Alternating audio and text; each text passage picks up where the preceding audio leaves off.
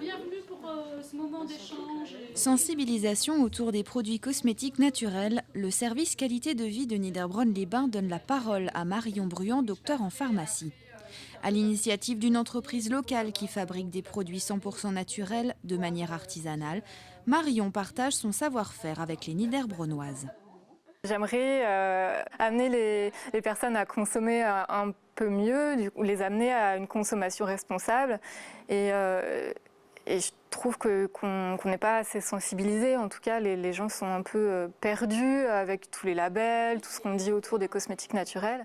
Particularité de sa gamme de produits, la jeune chef d'entreprise utilise de l'eau minérale celtique. Un plus, selon elle, cette eau aurait de nombreuses qualités, alors pourquoi ne pas en profiter ? Je cherchais une eau déjà qui soit locale. En plus de ça, donc elle est puisée dans le parc naturel des Vosges du Nord, donc c'est un endroit qui est quand même préservé. Elle n'est pas du tout traitée et comme moi je suis dans la cosmétique naturelle, forcément je cherchais quand même des produits de base qui ont le moins de pesticides, le moins de produits chimiques possibles.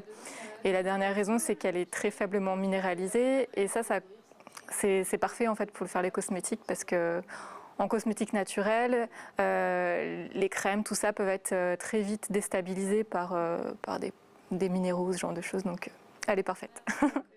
Produits d'hygiène, de soins, de beauté et de bien-être, les produits Made in Vosges du Nord, puisque le laboratoire est installé à Ingwiller, sont tous élaborés selon une charte qui respecte la planète et la santé.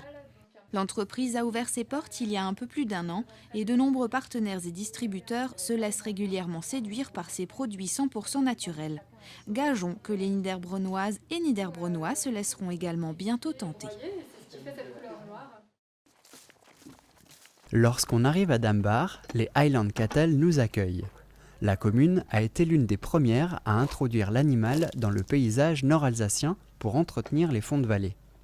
José et Didier Jon ont récemment repris le cheptel. Aujourd'hui, 5 vaches, 2 veaux et le taureau Tonnerre composent le troupeau. Les couleurs principales sont le rouge, donc ça concerne environ 60% de la race, des noirs comme notre taureau, des blondes ou des jaunes. Et c'est vrai que dans les Vosges du Nord, on a surtout l'habitude de voir les vaches rousses au fond des vallées. Ces vaches mangent une large variété de flore en milieu humide. Elles sont résistantes et grâce à leurs poils, elles peuvent passer l'hiver dehors avec un complément de foin et de sel. Alors c'est une vache qui mange uniquement des produits naturels. Elle produit une excellente viande, très peu grasse, finement persillée. Vous pouvez d'ailleurs la déguster dans plusieurs restaurants de la région dans le cadre du festival Le Paysage du Goût organisé par le parc régional des Vosges du Nord. La boucherie Fechter et l'atelier du sommelier participent à cette opération Le Paysage a du goût, un festival qui durera jusqu'au 15 novembre. Le parc naturel régional des Vosges du Nord organise même un jeu sur son site internet pour gagner des repas. Et le 6 novembre, l'inter-association de Dambar propose un pot-au-feu de Highland sur inscription.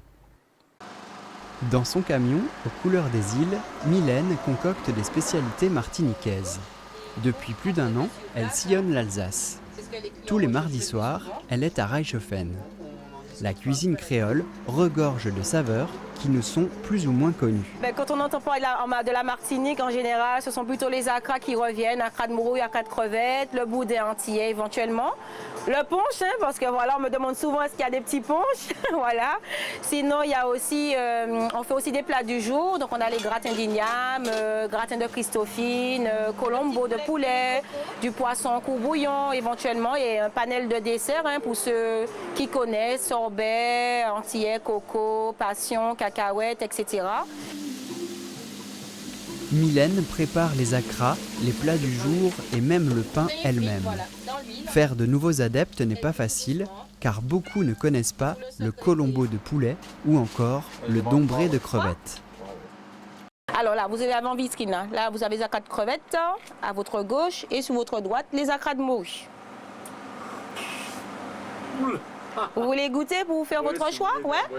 Les clients apprécient beaucoup, surtout l'accueil chaleureux. Et voilà, bon, j'ai toujours fait au début, voilà, il faut faire goûter pour garder les clients aussi. Et puis voilà, les clients, ils ont goûté, les clients, le bouche a fonctionné. Voilà, Reichshofen, ça a été très vite, hein, les clients. À un moment, il n'y a plus rien, donc ils appellent pour commander, ça va très très vite. Bon, il y a des journées où ça peut être un peu plus difficile, hein, on ne va pas se mentir, mais il y a des jours voilà, où quand je rentre, j'ai plus rien. Alors, préparation du bokit d'antillais. Mylène ne nous délivrera pas ses secrets de cuisine. Elle a le coup de main et l'œil, des techniques qui fonctionnent aussi bien que les recettes.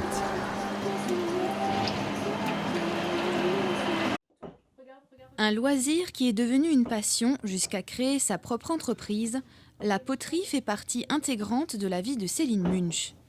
Depuis près de 6 ans, elle est en contact quotidien avec la terre. Elle façonne, griffe, peint et décore ses créations, et tout a commencé avec un objet plutôt banal. La carafe. Voilà, je ne sais pas pourquoi, c'était déjà compliqué, mais ça a été la carafe et je fais pas mal de carafes. C'est quelque chose de fonctionnel qu'on peut utiliser tous les jours. Et ensuite, je suis partie à partir de là sur des objets utilitaires, fonctionnels. Ce n'est pas la grosse pièce encombrante, décorative. Alors ça peut être décoratif, mais c'est la pièce qu'on utilise voilà, tous les jours hein, avec ma touche personnelle. Est-ce que tu peux mettre des tissus? Une bande de tissus là? Pas de tour de potier pour Céline. Elle utilise quelques outils, mais surtout ses mains et de nombreux objets du quotidien. Dentelles, feuilles, fleurs, tout est utile. Depuis peu, elle anime des ateliers pour les enfants qui s'essaient à la poterie, un moment convivial où le travail manuel détend et calme les têtes blondes de leur quotidien rythmé à l'école. Toute seule ensuite, on va coller avec la colle machine. J'ai fait un petit quadrillage ici.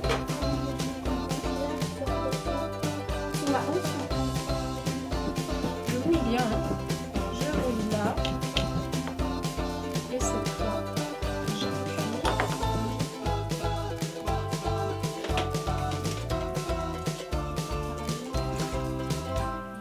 Tu mets les bords, puis l'intérieur, les bords. Tu tiens, tu mets ta main à l'intérieur s'il faut. Tu retardes juste un petit coup, tu passes un petit coup là-dessus. J'ai mis en place des ateliers pour les enfants, chose que j'ai mis en place depuis le début de l'année. Je les sens très intéressés et posés. Je crois que c'est un moment de plénitude pour eux, où ils posent des questions, ils ont l'air absorbés et je crois fiers du résultat. À part quelques manifestations où Céline participe dans l'année, la vente se fait presque exclusivement à son domicile, où elle expose ses œuvres. Vous souhaitez retrouver Céline Munch et ses créations?